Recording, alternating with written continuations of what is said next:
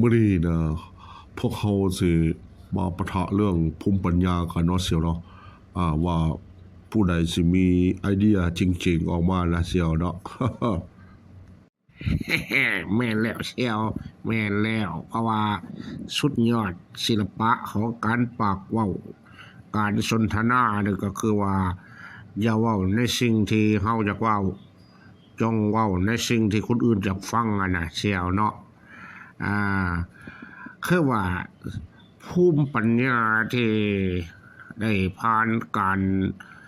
กันกรองมาจากมันสมองเสลิดของนักปราชญ์นักบัณฑิตจากหลายยุคหลายสมัยการเฮียนหู้จือจำสุภาษิตต่างๆเนี่ยเป็นสิ่งเหมือนหนทางหลัดสู่คลังปัญญาอันยิ่งใหญ่แม่นบ่เซียวแม่นละเสี่ยวเอ้ย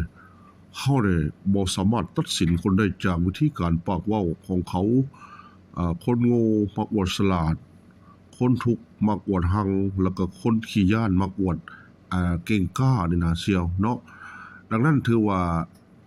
สำคัญที่สุดนี่ต้องเฮ็ดให้ทุกวันทุกมื้อนี่มีความสุข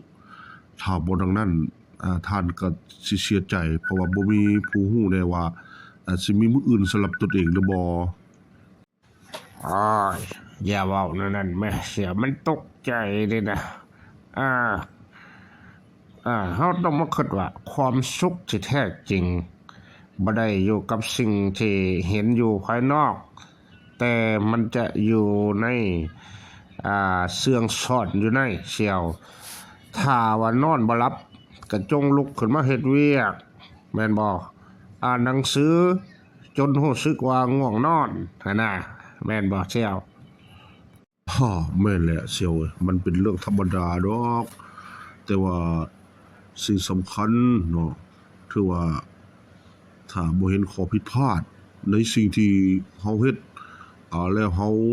จะฮู้ได้แนวใดว่าควรจะปรับปรุงหรือว่าเปลี่ยนแปลงคือแนวใด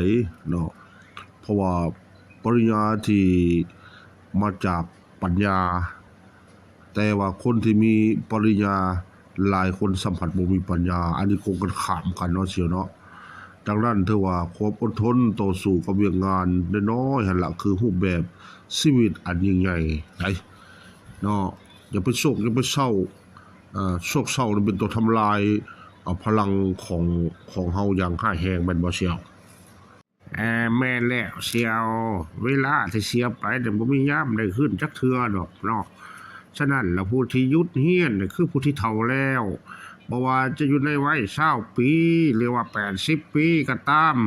แต่ผู้ที่เฮียนน่ะบ่หยุดบ่เฉพาะแต่ยังหนุ่มเท่านั้นเขายังเป็นผู้ที่มีคุณค่านับมื้อนับหลายขึ้นได้เสียวเอ้ย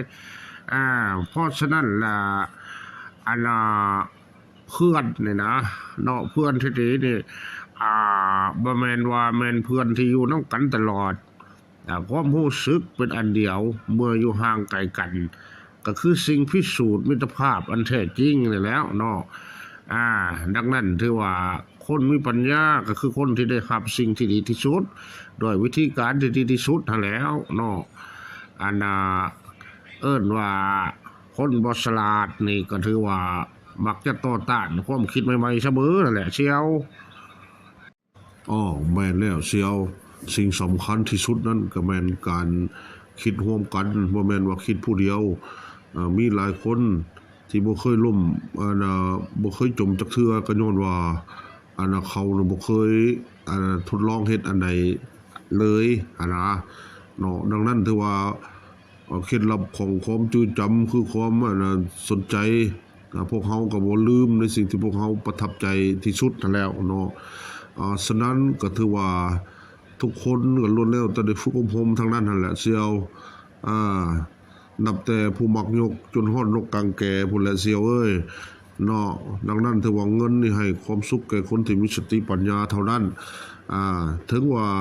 ถึงจะยืนอยู่ในเส้นทางที่ถูกต้องแล้วก็ตามถ้ายืนอยู่แต่บนเก่าท่านก็จะล้มได้เหมือนกันแล้วบัดนี้เนาะแล้วบัดนี้สำหรับผู้ที่เฮ็ดเวียกผู้ที่เฮ็ดเวียกนั้นก็ต้องได้เฮ็ดเวียกเสียตั้งแต่เดี๋ยวนี้เนาะก่อนที่จะกลายเป็นเวียกด่วนเนาะหีบด่วน วันนี้สำหรับเด็กน้อยก็ต้องการคนที่เป็นแบบอย่างได้เด็กน้อยก็ได้หลายกว่าเป็นนักสั่งสอนหรือนักวิพากษ์วิจารณ์นั่นนะเสียว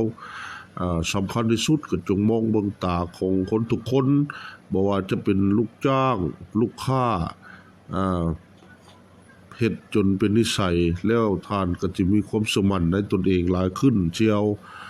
ดังนั้นถือว่าให้หูของทานแก่ทุกคนแต่ให้เสียงของทานแก่2-3 คนได้เชียวฉะนั้นกายิ่งเดินทางไกลเท่าใดก็ยิ่งต้องการแผนละเอียดแก่เชียว เชียวอันไปยิงกันตายก็ได้จักหน่อยเชียวไปยิงกันตายกัน